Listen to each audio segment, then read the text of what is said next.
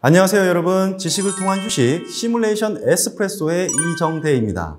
이번 시간에는 뉴턴 랩선법을 활용한 비선형 정적 해석 절차라는 주제를 선정하였습니다. 테일러 전개, 학교 다닐 때 들어보신 적 있으신가요? 테일러 전개부터 이야기가 시작되는데요. 한번 쭉 함께 살펴보겠습니다. 여기 선형 스프링이 하나 있습니다. 점진적으로 힘이나 변위를 주어 느리면 스프링의 길이는 늘어나고 힘과 변위의 관계는 선형적입니다. 힘과 변위의 선형적 관계는 붉은 선처럼 나타낼 수 있으며 이 선형 커브의 기울기를 스프링 상수 또는 강성 스티프니스라고 부릅니다. 반면 이러한 힘과 변위의 관계가 비선형적인 경우도 있겠죠. 이 경우 강성은 일정하지 않고 가변적입니다. 즉 강성은 스프링의 길이가 변할수록 새로운 값으로 업데이트된다는 말입니다.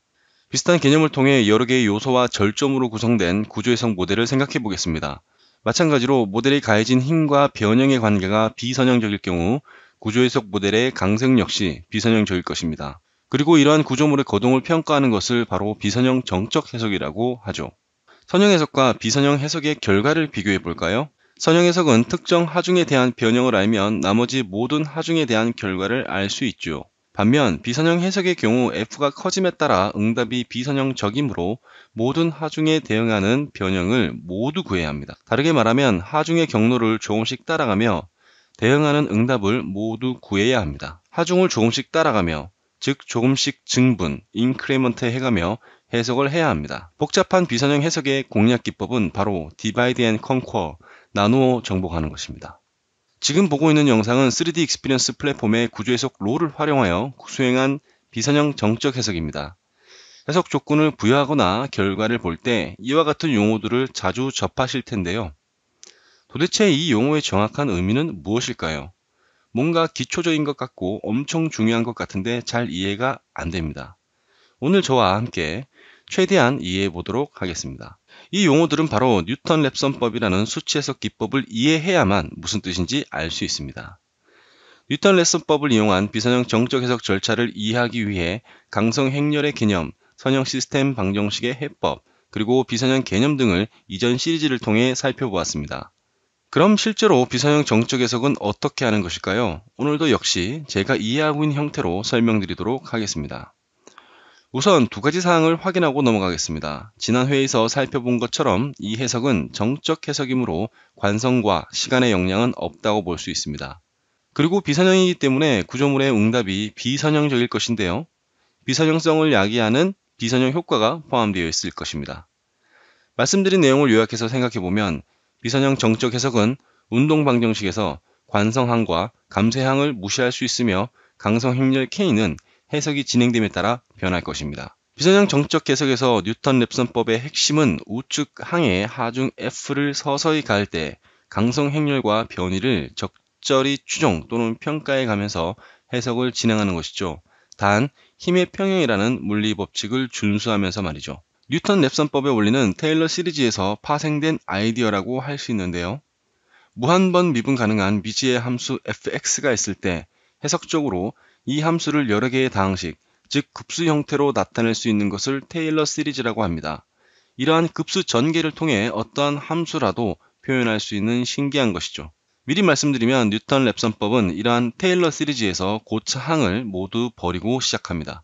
그림에서 보고 계신 함수에서 fx가 0이 되는 점을 찾고자 하는 해라고 생각해 보겠습니다.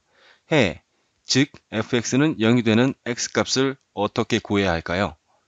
그 방법은 미분한 f'x0가 x는 x0에서의 접선의 기울기라는 미분의 기하학적 성질을 이용하는 것입니다.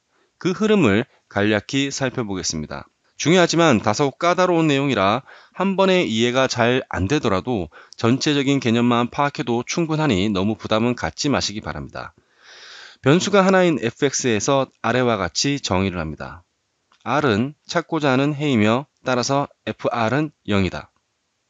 찾고자 하는 해 r은 r의 근사치 또는 짐작인 x0와 근사치의 오차인 h의 합으로 정의한다. 그리고 여기 테일러 시리즈가 있습니다. 앞서 설명드린 것처럼 고차항은 다 갖다 버리고 이것들만 남깁니다. 여기다가 앞에서 정의한 해 r을 넣어 볼까요?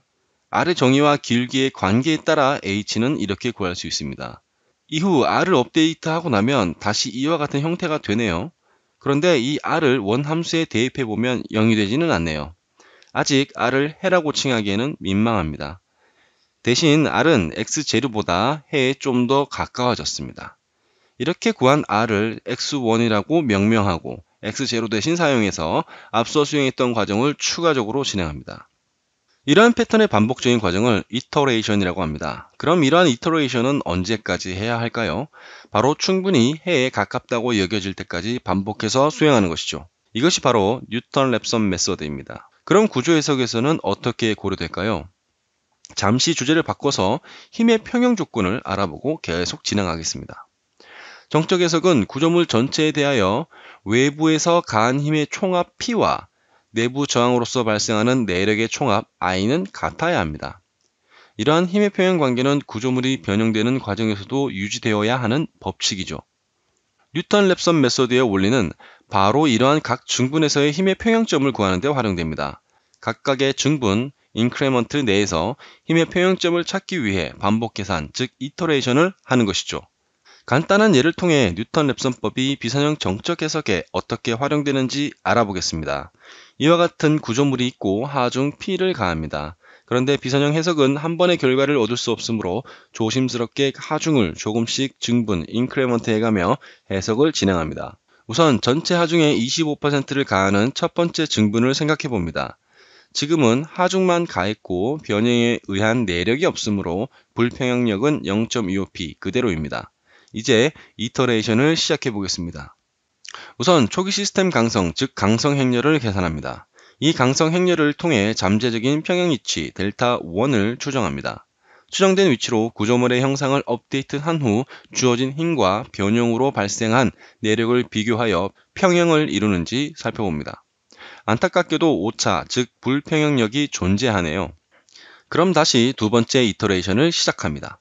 발생한 불평형력만큼 힘의 변화를 주고 오차를 줄여줄 것으로 예상되는 강성 행렬로 업데이트를 한 후 업데이트된 강성 행렬을 활용하여 잠재적인 평형 위치 델타2를 다시 찾습니다. 이후 구조물의 형상을 델타2를 기준으로 업데이트한 후 외력과 내력을 다시 비교합니다. 오차가 매우 작은 값이므로 현재의 해, 즉 변이 델타2를 해로 받아들입니다. 이렇게 해를 받아들이는 것을 수렴, 컨버전스라고 합니다. 첫 번째 증분의 해를 구했으니 이제 인크리먼트 1을 종료하고 다음 인크리먼트 2로 이동을 합니다. 이번에도 전체 하중의 25%를 가해줍니다. 보나마나 구조물은 평형을 이루지 않으므로 두 번째 인크리먼트의 첫 번째 이터레이션을 시작합니다.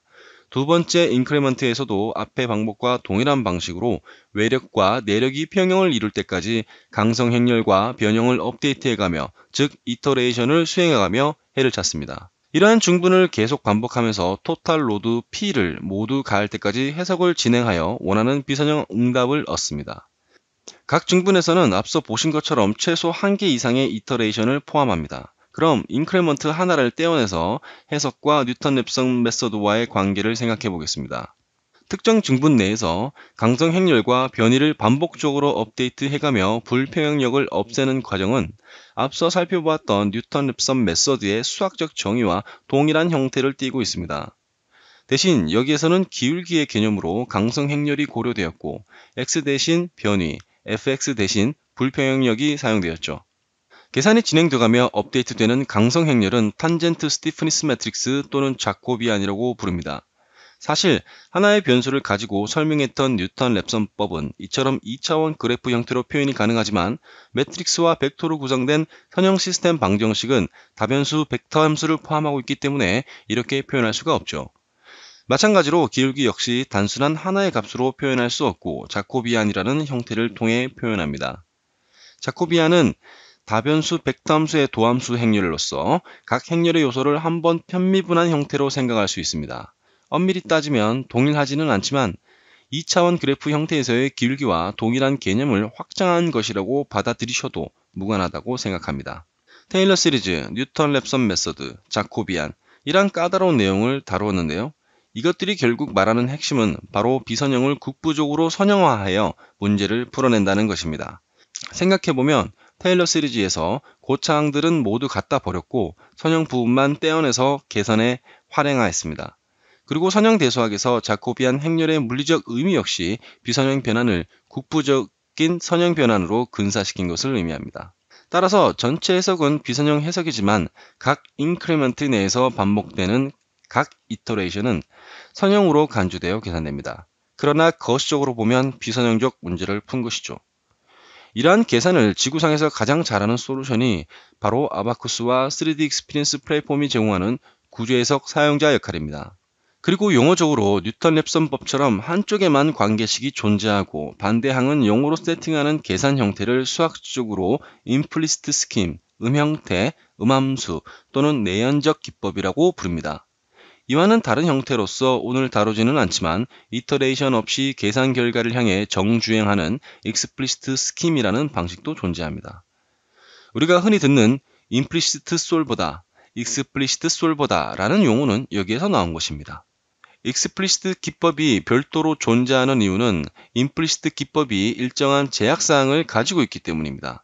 그렇다고 해서 익스플리시트 방법이 더 좋다는 의미는 아닙니다.